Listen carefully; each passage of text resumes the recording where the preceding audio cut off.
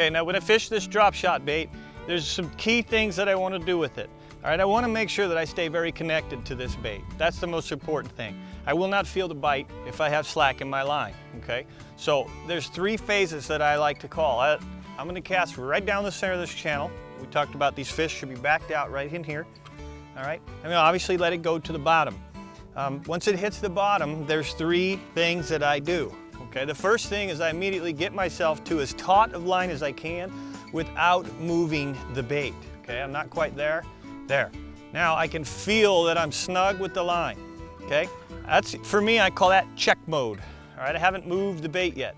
I'm just checking to see if anything's there. Kind of like catfishing with the forks and on shore, you cast it out, you put your rod in the fork, you get the line tight. Why? So that you can see the bite, right? Well, if I have slack in this line, I'm not going to feel the bite.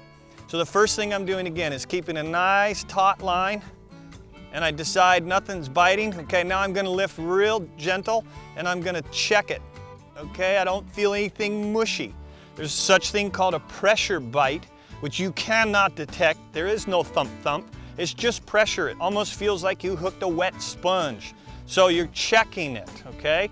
You've kept the taut line, you've checked it, nothing's there. Now you're gonna slide the bait in small increments.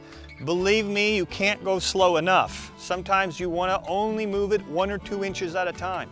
Once you've moved it, you go right back to the check mode, which is a taut line. So the 3 phases are taut line, check mode, check the bait, kind of gently lift, slide the bait, and or shake the bait.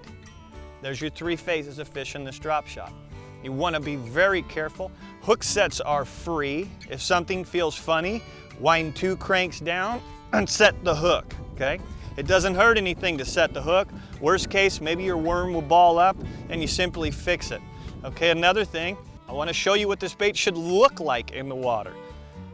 Okay, when you actually have this bait floating, if you notice how perfect it is, it's perfectly upright, it's not turned on its side. If I drag it through the water, you'll notice it's nice and straight. Okay, when I move the bait, it has a nice paddle tail action.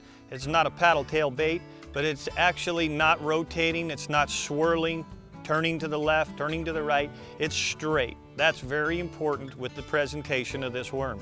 You'll also notice with the knot and that we tied, how that worm stands straight out, okay? That's the effects that you want to have in your drop shot worm right there to catch fish.